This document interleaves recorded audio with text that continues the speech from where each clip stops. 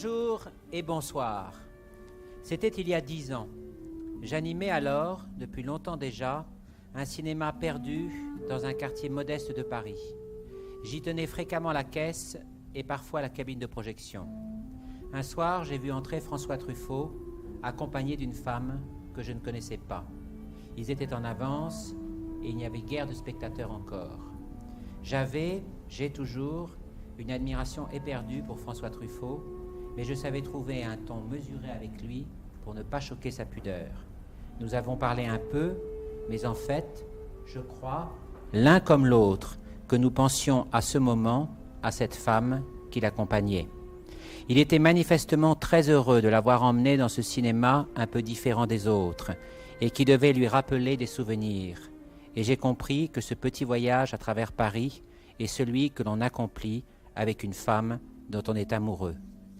Pour ma part, j'avais le plus grand mal à détacher mon regard de l'inconnue. Elle ne ressemblait à aucune actrice que je connaissais et à aucune femme qu'il m'était arrivé de côtoyer. Elle était d'une beauté à couper le souffle, mais ce n'était pas l'essentiel.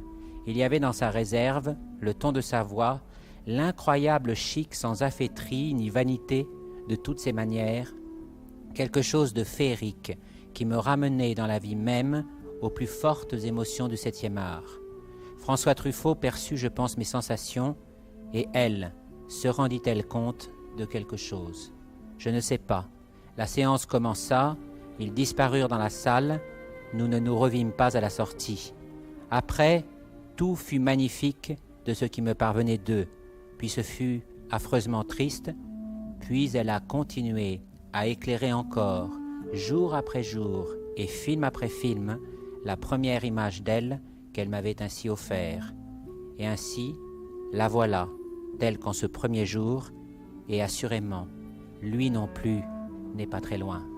Merci Fanny Ardant d'être ici. Vous ne pouvez pas savoir le plaisir que ça nous fait, à nous tous, du côté de chez Fred.